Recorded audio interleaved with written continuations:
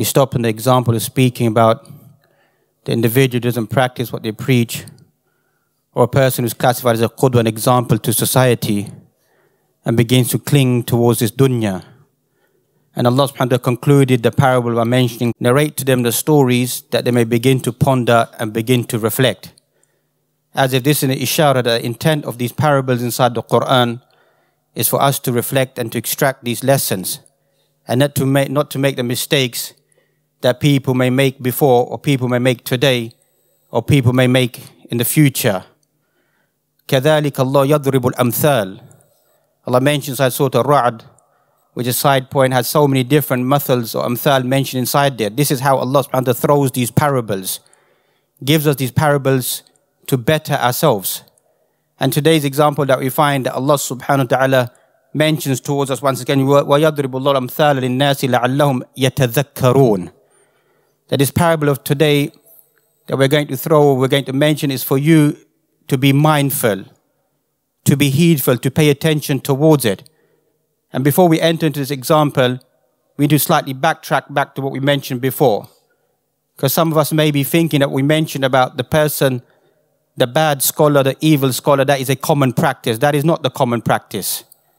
The default of people of Ahlul Ilm is they are sound individuals, and they are individuals who are to be highly respected and sanctify the dignities to given to them.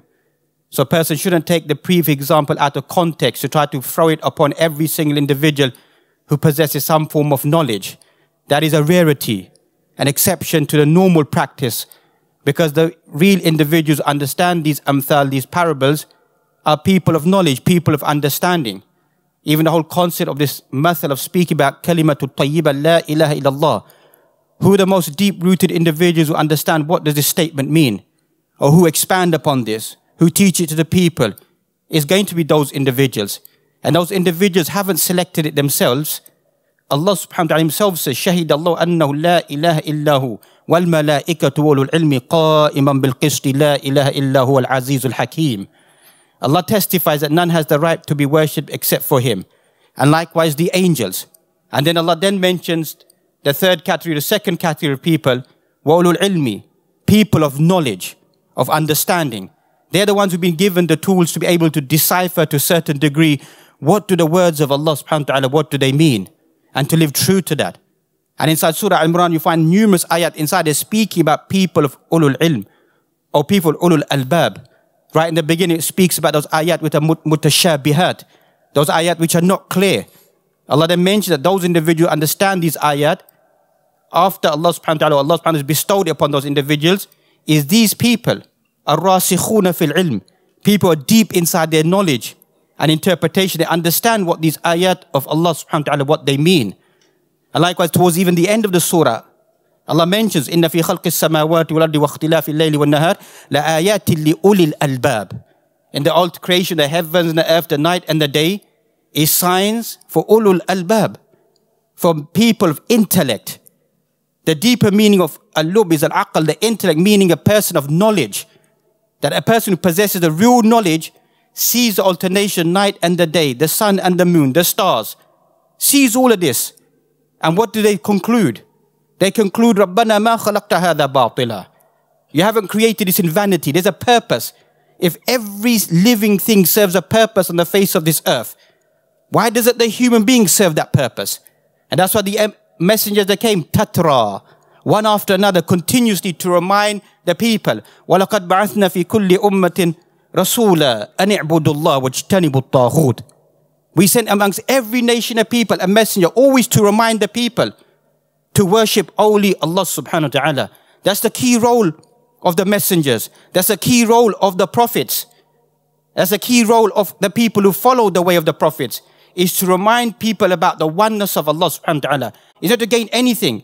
It's to always remind people about Allah subhanahu wa ta'ala, oneness of Allah subhanahu wa ta'ala. Those are secondary, tertiary things.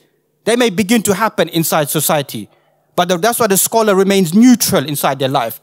That their goal is to be always وَذَكِّرْ فَإِنَّ الذِّكْرَ تَنْفَعُ الْمُؤْمِنِينَ. Remind, for always the reminder benefits the believing individuals. To remind the people, وَمَا خَلَقْتُ الْجِنَّ وَالْإِنسَ إِلَّا لِيَعْبُدُونَ.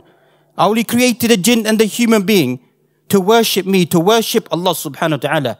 As Ibn Abbas said, لِيُوَحِّدُونَ, to single out Allah subhanahu wa ta'ala for worship. That's why we're here for. And that's why these individuals have been placed there. They inherit from the prophets. That's in Surah Tirmidhi that we find. The prophets don't leave behind dinar wala dirham. They leave behind the treasure of knowledge. Whoever takes from that treasure of knowledge, فَقَدْ أَخَذَ مِنْ حَظٍ وَافِرٍ, has taken from immense treasures. That's why in other narrations it mentions that even the ants, the fish in the ocean, everything prays for the person who's sahibul ilm, the person of knowledge. In other narration it mentions that person, fadlul alim, al-abid, the virtue of the scholar over the worshipper, is like the virtue of the moon over all of the stars.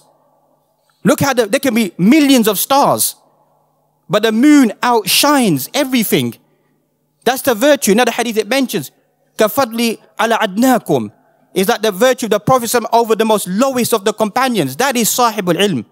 That's what Allah mentioned. إِنَّمَا يَخْشَى اللَّهَ مِنْ عِبَادِهِ الْعُلَمَاء. People who fear Allah subhanahu wa ta'ala are those individuals who have knowledge of Allah subhanahu wa ta'ala. That's what Allah mentions in the Quran. يَا أَيُّهَا الَّذِينَ آمَنُوا أَطِيعُوا اللَّهَ وَأَطِيعُوا الرَّسُولَ وَأُولُو الْأَمْرِ مِنْكُمْ. Oh, you believe, obey Allah. Then obey the messenger.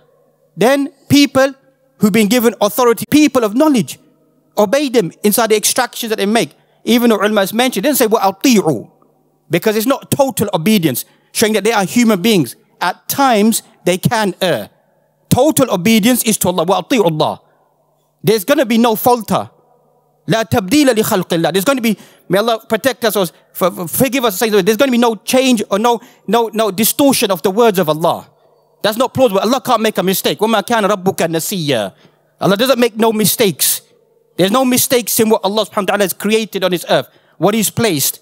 أَلَا يَعْلَمُ مَنْ خَلَقْ وَهُوَ اللَّطِيفُ الْخَبِيرُ. Does not Allah know what He's created? He's the most subtle, the most aware. He knew what happened yesterday. What happens today was happening inside the future. It's all maktub in Allah subhanahu wa ta'ala, all recorded with Allah subhanahu wa ta'ala. So when people think that Islam changes according to the parameters that we live in the 21st world, in a different country, in a different environment, small things may change. Small things may change. But core elements of Islam, they remain there. They remain there. This is what the teachings of Islam are. This is what we need to uphold to. Not that we move with every society. Every society we move with, that we move our teachings according to the needs of the society. Islam stands out. Society drifts towards Islam. Society is looking towards Islam. That's what society needs. And that's our role. The role of every individual to equip themselves with certain amount of knowledge of Islam to be able to disseminate that, teach that to the people around us. Allah mentioned, قُلْ هَلْ يَسْتَوِي الَّذِينَ يَعْلَمُونَ وَالَّذِينَ لَا يَعْلَمُونَ إِنَّمَا يَتَذَكَّرُ أُولُو الْأَلْبَابِ. Allah says, are they equal? Those people who know and those people who don't know. Are they equal in front of Allah subhanahu wa ta'ala? They're not going to be equal. يَرْفَعِ اللَّهُ الَّذِينَ آمَنُوا. Allah subhanahu wa ta'ala is going to raise those individuals. وَالَّذِينَ أُوتُوا الْعِلْمَ مِنْكُمْ دَرَجَاتٍ. And those who've been given knowledge amongst you, Allah is going to raise them in ranks. Allah gives that virtue to these individuals. So the default position is that we shouldn't lose trust. We shouldn't pick on certain things and inflate them and think that these people don't have knowledge, they don't have understanding.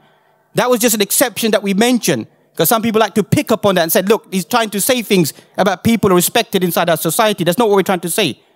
But as teachers and practitioners, we need to highlight these are certain things inside our society we need to be worried about. That everything isn't black and white as some of us we begin to think. Allah subhanahu wa ta'ala mentions inside this parable from Surah Ibrahim, the 24th verse that you find, Alam tara kayfa daraballahu mathala. Don't you see how Allah subhanahu wa ta'ala throws this parable? And this is one of the rare occasions inside the Quran that Allah offers this rhetorical question, Alam tara, don't you see? Which as a side point occurs some 12 times inside the Quran. That Allah is posing this question, don't you see? Just like even for many of us a basic surah, Alam tara kayfa fa'ala rabbuka bi ashabil fil. Don't you see how Allah subhanahu wa ta'ala dealt with the people of the elephant? Meaning that historically it was documented with the Quraysh. Some of them were still alive when this verse was sent down, or they were alive at that time who saw what took place previously, or is narrated to them from generation to generation. So Allah gives this tasweer, gives this depiction, this image for you to visualize. Allah is throwing this parable, visualize the parable of a good word. What is the visualization is good word? Some ulama say, no, it actually means that this is not just not just something you can reflect upon, but something you can visually see inside your life. That what is the impact of a good word? What is the impact of a bad word inside society? Countries go to war because of words. Because of falling out with other people inside authority. Wars don't just take place just like this. There's a backdrop, just like even in a normal house surrounding that we find. People break up amongst themselves. People argue amongst their siblings. People break up inside society. Business partners, they collapse. Because why? Because someone may have said a word, they found it offensive at that moment in time. So they cut off ties. So take that on a mini scale to a macro scale. That when countries meet with one another, they delegate with one another. Someone may make a comment about their country, about their people, about their nation. They take offense to that. And read history, wars have taken place. Not to say it's justified, because this is ignorance. This is ignorance. That's why even amongst the Quraysh that we find that they were at war with one another. Until in Medina that we find the Aus and al-Khazraj, until the Prophet he came and he unified them. He unified and brought them together. And that's what we need to clearly understand, that Islam is about unification. It's not about breaking the society, especially in today's world at the moment, as people are picking on small things about the Palestinian cause, or these people like that, or these countries like that, or they're like that. What is a greater cause? The greater cause is what's taking place. 35, 40,000 people have been killed. They've been displaced. They've been obliterated. And we're discussing other, not even tertiary or thirdly things. We're discussing things that are way down on the ladder, way down on the spectrum that we're discussing. So it really shows our lack of understanding of Islam. That's what it shows. It shows that we don't really understand Islam. We don't really understand what is maqasid al-sharia. We don't understand what the intent of the Islamic law is. The 5 principles that Islamic sharia revolves around is preservation of life, preservation of honor, dignity, wealth, property, religion, sanctity. That's what Islam revolves around. It doesn't revolve around my own personal interest. It looks at the greater concept that here are people being persecuted. These people are being persecuted. What should we be rallying around? What should we be doing in the world at the moment? What should the Muslim Ummah be doing at the moment? What is it doing? It's nothing hidden. 7, 8 months have gone by. People always making these excuses. Well, maybe they have a better understanding. Maybe they know best what to do. It's 8 months that have gone by. We're still waiting for something. We're still waiting for a response. We've got thousands of non-Muslims campaigning. We've got thousands of Muslims who are outside of universities. I don't want to go into the dissect about whether it's allowed or not allowed. That's not my discussion. The discussion is that why are these people at the forefront of a cause that concerns us? Why are they there? Why do they care about it? Why are they worried about it? That should place us to shame. What link do they have with the Palestinian cause and the Palestinian people? The link that they have is they're humans. They're humans. They feel the suffering. They visualize the hardship, the difficulties. That's what arouses them. That's what awakes them. And here we are dragging our feet that whether I should say something, or whether I should highlight the Palestinian cause, or whether I should speak about it. Yes, we all fear for our jobs. We all fear for our lives. That's human nature. We all do. But the more people that remain silent, then the more the atrocities will continue upon the world. It will continue in the world. The more that we remain silent, the more it will carry on. The more it gives them the importance that we can do what we want to do, because there's no one speaking out for this cause. There's no one highlighting the concern about these people. And even the Palestinian people, you speak to them, what do they say? They just want us to be vocal about their concern. That's what gives them strength. That's what gives them strength, that there are people who are allying with them. People who are showing support for them, showing that they're concerned and worried about these people. So this parable, the good word, has a great impact inside society. So when Allah subhanahu wa ta'ala mentions that, giving this parable of this good word that we find, kalimatan tayyibatan. What is this good word? Ibn Abbas mentions kalimatan tayyibatan huwa qawlu la ilaha illallah.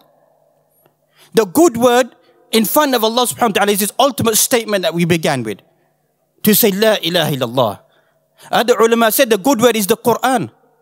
That's what the good word is. And others said there's any good word. And all these, they're all together. Because even the Quran is just the words of Allah subhanahu wa ta'ala. And any good word the person says is extracted from the Quran and the Sunnah. So this is the good word that Allah subhanahu wa ta'ala is praising here.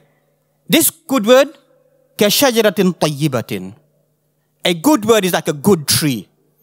This is the parable that Allah subhanahu wa ta'ala is throwing. That any good word, whether it be قَوْلُ لَا إِلَهَ إِلَّا اللَّهِ, saying La ilaha illallah is the good word. The tree is like a tree. Who is that tree? A long discussion amongst ulama tafsir, they discuss what is the tree that Allah subhanahu wa ta'ala is referring to. Amongst the views is the tree is a nakhla, is a date palm tree. That's why we find a long discussion begins to take place, the relevance between a believer and a date palm tree. Because a date palm tree gives fruits all seasons. It's strong, it's firm. It doesn't have set moments. It's always giving its fruits. And even the Prophet asked this question to his companions. He asked them, which tree is like the believer that doesn't lose its leaves and is strong and is firm? So the companions began to give different views about different types of trees that they knew. We find Abdullah bin Umar, the son of Umar, was sitting there. He said that I remained silent, but in my mind, the tree that I was thinking about was a nakhla, the date palm tree. So then the Prophet, he said the tree I'm referring to is the date palm tree. Then he said to his father, he said that I knew what tree it was. I knew the Prophet was referring to the nakhla, the date palm tree. He said, why didn't you say so? It's better for me than kada wa kada. It's better for me that you show your knowledge. Present it. Show that you understood this. This understanding of this hadith of the Prophet ﷺ. So this good word is like a date palm tree. It's the believer. The believer's words are good. They're powerful. They benefit everybody around us in this world and likewise inside al-akhirah. Then Allah mentioned, أَصْلُهَا ثَابِتٌ وَفَرْعُهَا فِي السَّمَاءِ. This believer is like a tree. أَصْلُهَا ثَابِتٌ. Its roots are firm. Its judur, its roots are firm. Meaning the belief of a believer is strong. A believer very rarely moves over, changes their deen. Very rarely, even a normal Muslim, very rarely. But very rarely in history do you find that a Muslim would change their faith, because Iman is rasikh, it's something firm. Something strong inside it. It holds down the individual, what their belief and their conviction is. Just as we mentioned, وَالرَّاسِخُونَ فِي الْعِلْمِ. People are firm inside their belief. That's why even the word aqidah goes back to the word aqd. Aqd means to tie a knot. When you tie a knot, it's difficult to undo it. So your aqidah, your belief, your iman, your tawheed is strong. Your belief isn't wishy-washy, isn't myths, isn't fables, isn't stories, isn't ancient tales, isn't what so-and-so said. It's not based upon that. As Ibn Qayyim al-Jawziyah said, Al-ilmu qala Allah wa qala Rasul wa qala as-sahaba. That's what knowledge is, what Allah subhanahu wa ta'ala said in the Quran. What the Prophet ﷺ told us in his hadith. What the companions, they practiced and they deciphered for us. That's what ilm is. Ilm isn't that this is a story of so-and-so spiritual person, or this person done this action. We're not questioning whether they done the action or not. These stories have what destroyed Islam. That people are based their life on a cultural understanding of Islam. That's why even many non-Muslims why don't they come towards Islam? There's so much culture that we place there. So many barriers. That we have all these cultural practices. Why did Islam spread at the time of the Khulafa al-Rashidun?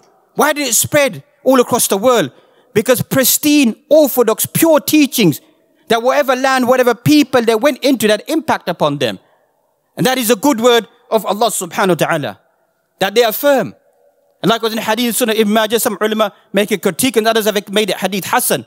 Don't make shirk with Allah subhanahu wa ta'ala, even if you're burnt alive or even you're chopped to pieces. Never commit shirk with Allah subhanahu wa ta'ala. وَلَا تَتْرُكْ صَلَاةً مُتَعَمِّدَةً.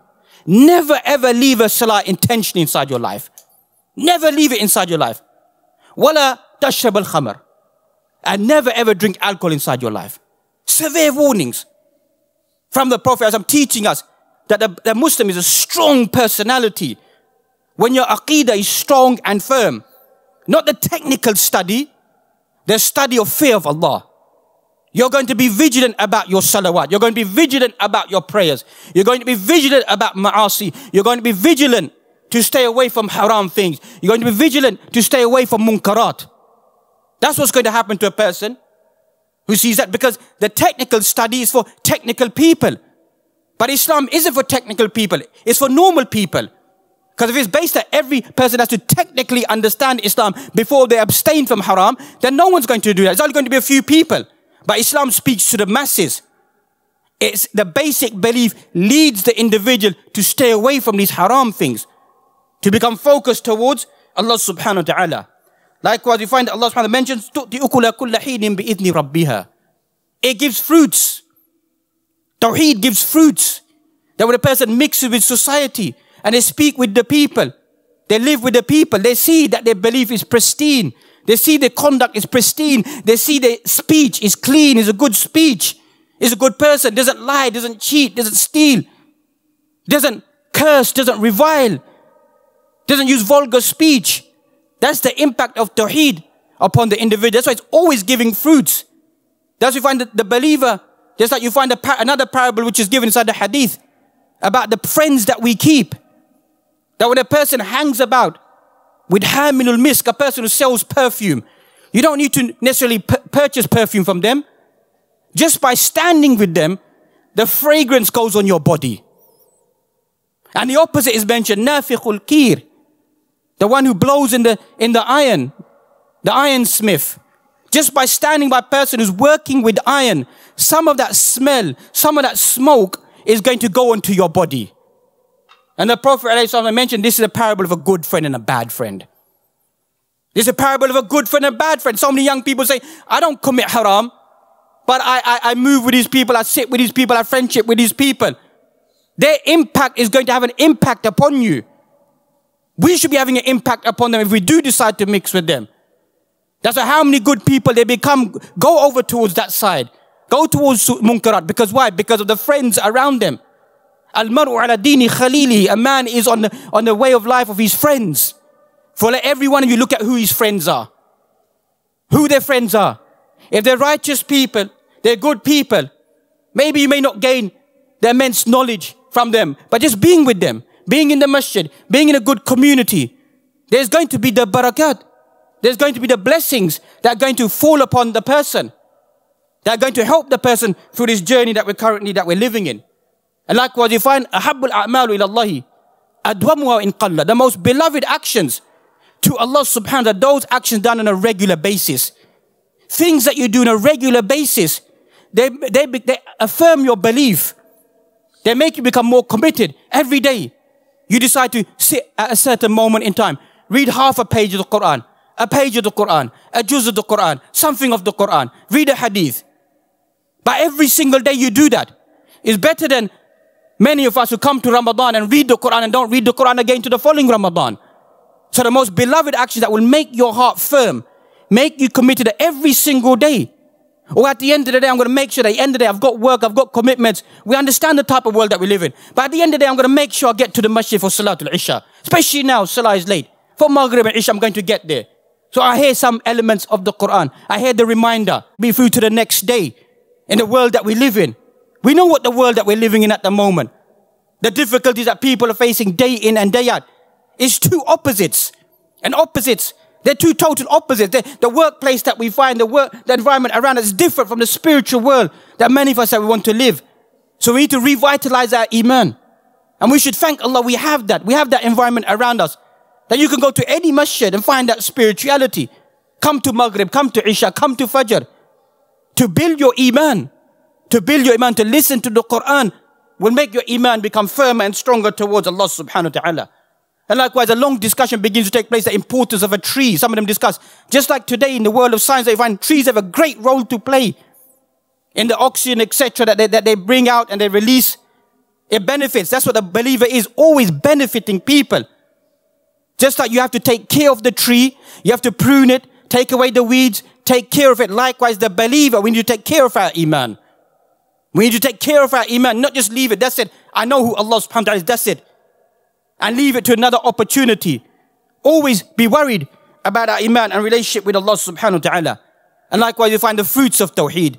Because at the moment, some people are pushing inside society. Tawheed is a personal relationship. It is a way of life that the impact of Tawheed should be inside our countries, inside our life. You can't say that we believe in Tawheed and there's idols being placed inside Muslim environments. How can you say you're speaking about Tawheed and you're liberating Tawheed? And at the same time, you've got this that's taking place. So actually, we're going back. We're not going forward because we're becoming passive individuals that as long as we read the passages about Tawheed, we don't enact them inside our society. That's what's taking place in the world at the moment. That's why we are going downhill. That's why the Muslim world is going in a downhill, because we're going more towards shirkiyat, towards khurafat, towards bid'at. We're going towards innovations. We're going towards false practices. And maybe that could be because the Prophet prophesied that towards the end of time, there will come the people who are going to actually, amongst Muslims, who are going to become idol worshippers, who are going to return back to that. That will happen in some certain segments amongst the Muslims. They may begin to take place. وَيَضْرِبُ اللَّهُ الْأَمْثَالَ لِلنَّاسِ لَعَلَّهُمْ يَتَذَكَّرُونَ. Allah throws this parable for what purpose? لَعَلَّهُمْ يَتَذَكَّرُونَ, that we may reflect, we may be heedful, mindful about this. As Allah mentioned so many times inside the Quran about parables that He throws. That these are لَعَلَّهُمْ يَتَفَكَّرُونَ يَتَذَكَّرُونَ. To say that this is the reason these parables. That a sensible, al-aqil, the intellectual individual is the one that sees the mistakes of other people, sees the world, sees things around them, and begins, that's the intellectual individual. And says inside their mind and heart, I don't want to make those same mistakes. Just like many of us. We look back at the life of our parents. They've done so many good things, but there may have been some mistakes inside their life. And we think inside our mind, you know what? I don't want to make the same mistakes as my father. That's not to blame one's father or to look down upon them. That's a normal human reaction. That he may or she may have not achieved certain things. I want to achieve them for the betterment of our family, for the betterment of our society. That's what we do on a normal scale. So when it comes to Islam, why don't we take that same concept as well? That maybe my parents don't understand Islam so much, not to look down upon them. Maybe I need to learn more about Islam to better our society, better our home, better our family, better ourselves. We better ourselves with everything regarding the dunya. We all excel inside that.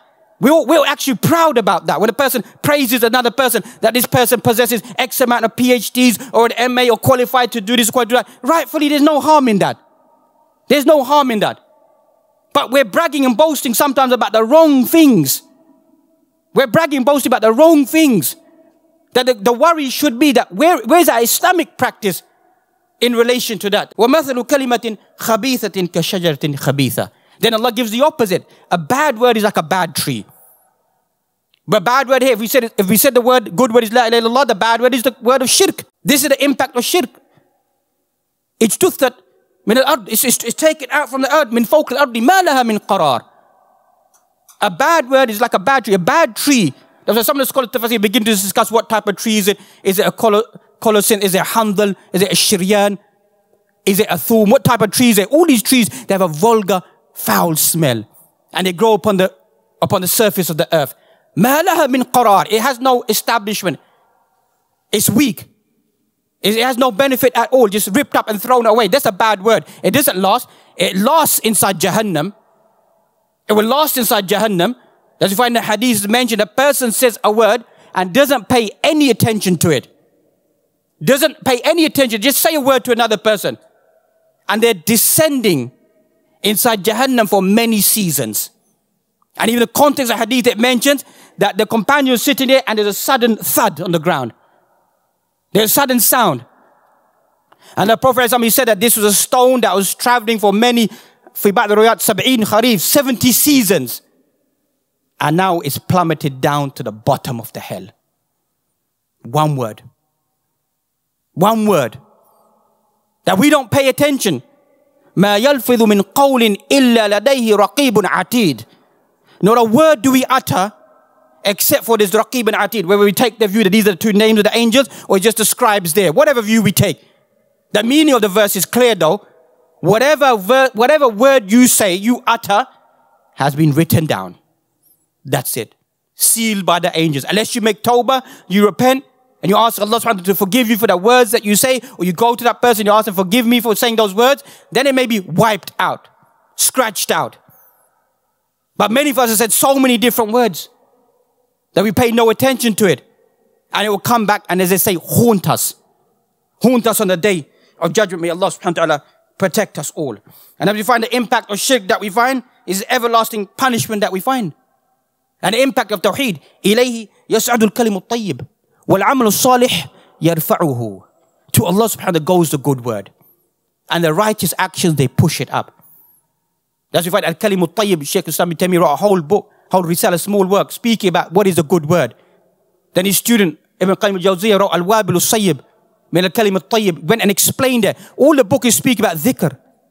Speaking about remembrance of Allah, invocations towards Allah. Praying and calling and imploring and asking Allah subhanahu wa ta'ala Then Allah mentions, يُثَبِّتُ اللَّهُ الَّذِينَ آمَنُوا بِالْقَوْلِ الثَّابِتِ فِي الْحَيَاةِ الدُّنْيَا وَفِي الْآخِرَةِ. Then Allah makes firm those people who search for qawlu la ilaha illallah. As Imam Sa'di mentions in his tafsir, they search for that. Allah makes these people firm inside this dunya. Makes them firm that they live according to that. That's why those verses inside the Quran, إِنَّ الَّذِينَ قَالُوا رَبُّنَ اللَّهُ ثُمَّ اسْتَقَامُوا. Those who say our Lord is Allah, then they remain steadfast upon that. They're steadfast. They're committed to that, to their belief in Allah subhanahu wa ta'ala. That's why Ibn Qayyim mentions that Allah subhanahu wa ta'ala is the one, وَلَوْلَا ثَبَّتْنَاكَ لَقَدْ كِدْتَ تَرْكُنُ إِلَيْهِمْ شَيْئًا قَلِيلًا. Allah is the one that gives steadfastness. Even addressing the Prophet, if we hadn't made you steadfast, you would have inclined to them.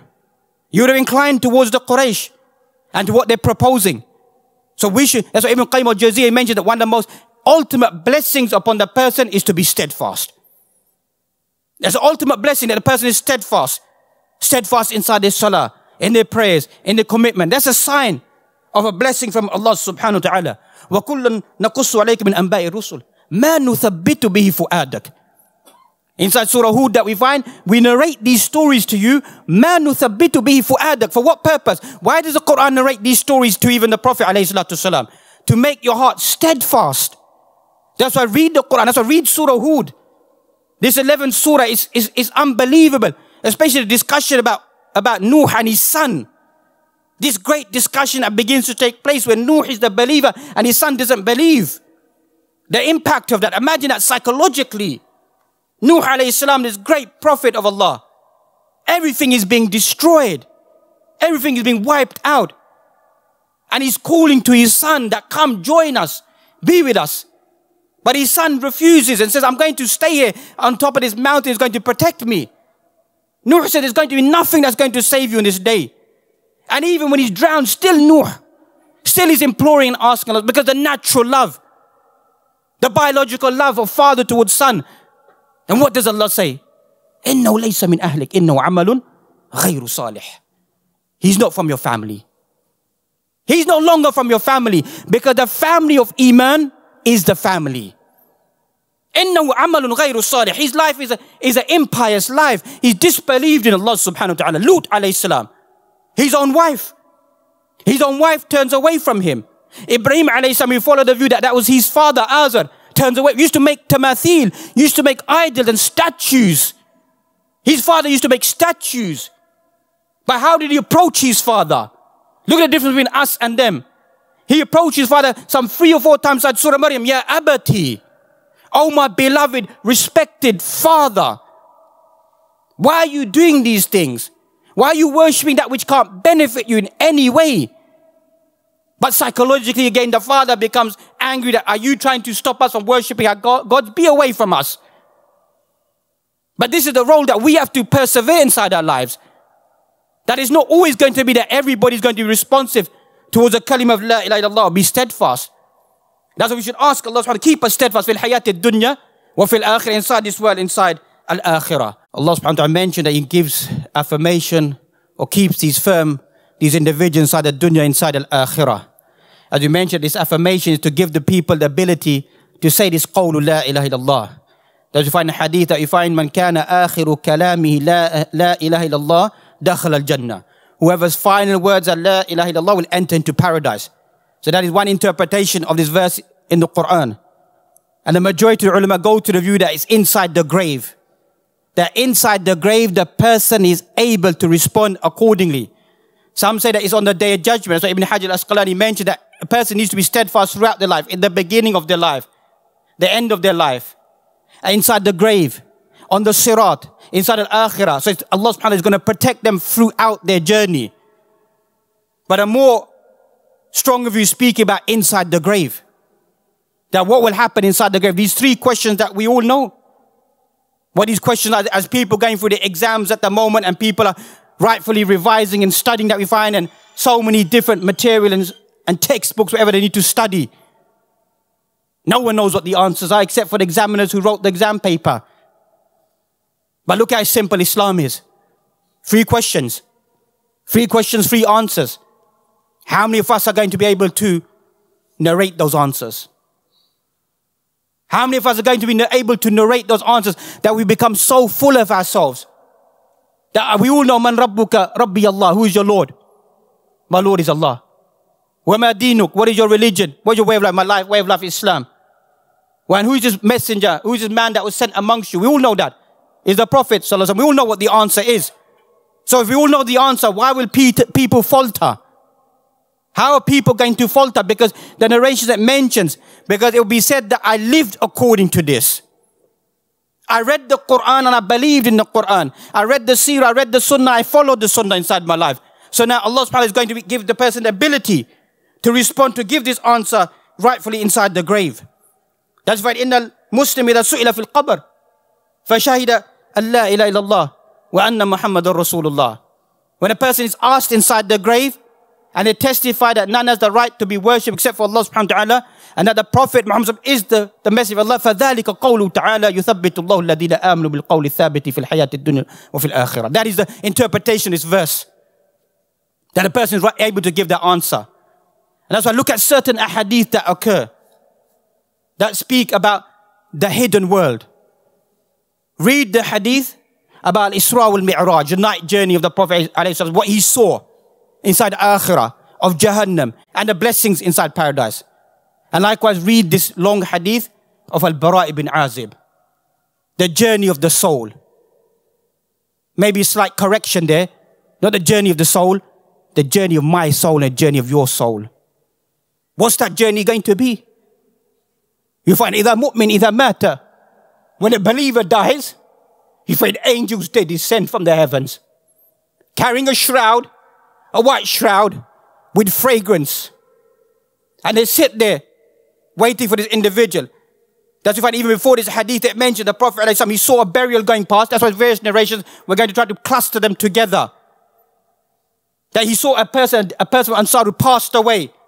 And he got up and he raced it to go and join them. When they got to the graveside, the grave hadn't been dug yet. It hadn't been dug. So he sat there and everyone became silent. Everybody became silent and no one moved and no one spoke. And the Prophet had a stick inside his hand. He began to draw on the sand or on the ground. Then he lifted his head. استعيذوا بالله من عذاب القبر. قالوا مرتين أو ثلاث مرات. Then he said to his companions that seek refuge from the punishment of the grave, twice or three times. Then he narrates that this was going to take place of a believing individual.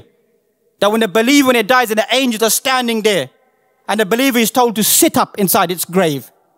He's told to sit up and then ask these questions.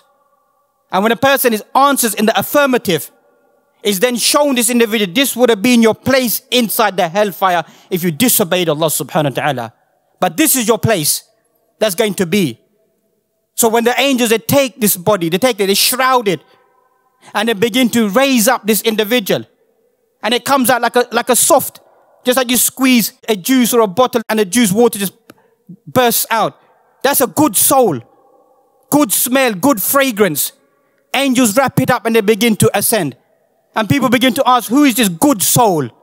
They say, this is the soul of so-and-so, the son of so-and-so. Carries on ascending until comes to Allah subhanahu wa ta'ala. Comes to al-illiyun, the highest record. And then Allah subhanahu wa ta'ala says that return it back to this world. Because I created you from the earth, I placed you upon the earth, and I'll resurrect you from the earth. So the believer comes back down into this dunya. And he's told to sleep and rest, just like a newly wedded individual. A newly wedded bride has no worries. Sleep, and no one will disturb you. Will remain there until the day of judgment. What will happen to this soul who disbelieves in Allah subhanahu wa ta'ala, who carried out the wrong actions inside their life? You find angels who come with a foul cloth, with a foul smell and a stench. In a hadith in Sahih Muslim, Abu Hurairah narrates it. It's such a foul smell. The Prophet, he gives this visualization. He took the shawl he had and he placed it upon his mouth and he said, it has a foul smell, this soul. It has a bad smell. And I'll mention it as a form of experience. There's been times that we've washed bodies. Obviously, no one knows who these people are in the times that we wash people's bodies inside our lives.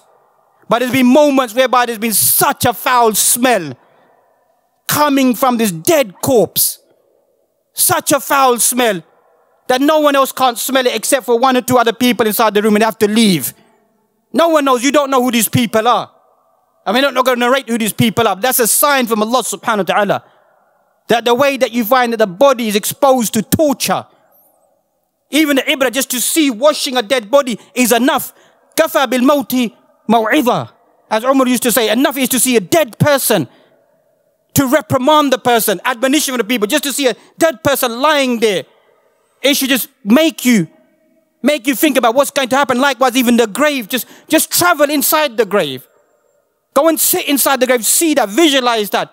This is going to be the end of everything. The end of everything upon this earth that I've been striving to do inside my life.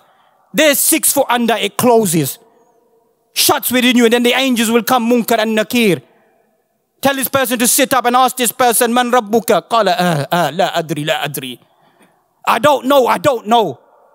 I used to hear the people saying something, but I never used to do that inside my life. Who's this messenger sent to you? I don't know. What is your way of life? I don't know. Then an angel will smite this person with an iron rod inside their head, on the top of their head. And if every living thing was to hear the pain, the anguish, the scream of that individual, they would drop down dead. That's inside the qabr. May Allah subhanahu wa ta'ala protect us from the punishment of Adhab al-Qabr. That's why the Prophet, every single salah, that's why some fuqaha go to the view, Allahumma inni a'udhu bika min adhab al-qabr. They go to the view, it's obligatory, some of them. Because the Prophet, never ever gave it up in his life to seek refuge from the punishment of the grave. That's our beginning of all of us. That inside the grave, those questions are going to be asked. And that's this individual will be thrown down from the heavens, won't be lifted to Allah subhanahu wa ta'ala. And eventually by every single wicked name they were known by in this dunya. Every foul name. And then opposite, they'll be shown. If you had believed, this would have been your place inside paradise. But this is sealed. Rather, this is your place inside Jahannam. And this person will say, oh Allah, don't establish the hour. Don't let it come by. What type of individual do we want to be? That's why this world is what tilkal ayyamu nudawiluha bayna an-nas. It's a few days. They can torture and punish the people of Philistine. They've been doing it for 75 years. But you know the akhirah is for eternity. It's for eternity. That's why for us it looks brutal, it looks hard that when we see people suffering and the hardships. But for some of them it might be just a slight pinch. For some of them it might be a slight pinch for them and they're returning back to Allah subhanahu wa ta'ala. All these innocent children that we find. Because obviously as human beings we're not used to visualizing these things. But there should be something inside us to think that, inshallah, these are people of paradise living on this earth to show us, to strengthen our iman. Because Allah shows that on this dunya. He doesn't leave us in absentee that He doesn't show us who people of paradise are. He shows it at times in this dunya. These are people who are persevering. These are people committed. These are people calling upon Allah subhanahu wa ta'ala. That's why look at their chants. Look at their chants when calamity comes upon them. Look at what they're saying. Hasbunallahu wa ni'mal wakil. Sufficient is Allah subhanahu wa ta'ala to protect us. He's a great protector. Ni'mal mawla wa ni'mal nasir. Inna lillahi wa inna ilayhi raji'un. To Allah we belong. To Allah we return. This belongs to Him. What do you find these people saying? They're saying that clearly if you take we're not going to move an inch from our land. Many of us, we'd probably crumble. Our iman would crumble. Our life would crumble. Everything would crumble around us. Because we'd be saying, why us? Why am I suffering for? What did I do wrong in my life, Ya Allah? Why am I going through this hardship? Why am I going through this difficulty? That's why you find the opposite. They're the opposite. They're saying, Ya Allah, if you bring it even more, we're going to remain more persevere inside our life. More committed inside our life. Wasbiru, sabiru, warabitu. More and more committed. Because they've got a greater vision. And they're showing us that vision. That as we enjoy this world, we live this world, we're beginning to forget what the greater goal and the greater aspiration is. Is belief in Allah subhanahu wa ta'ala. May Allah subhanahu wa ta'ala give us all a good ending. A good ending of saying La ilaha illallah, living La ilaha illallah inside our lives. That's why to read through the Quran is nothing but La ilaha illallah. And as we find inside La ilaha illallah, we find a fa'alam annahu La ilaha illallah wastaghfir li dhanbik. Have understanding of who Allah subhanahu wa ta'ala is and seek forgiveness for your sins. And that's what will help us throughout this dunya. Likewise reading the words of Allah subhanahu wa ta'ala.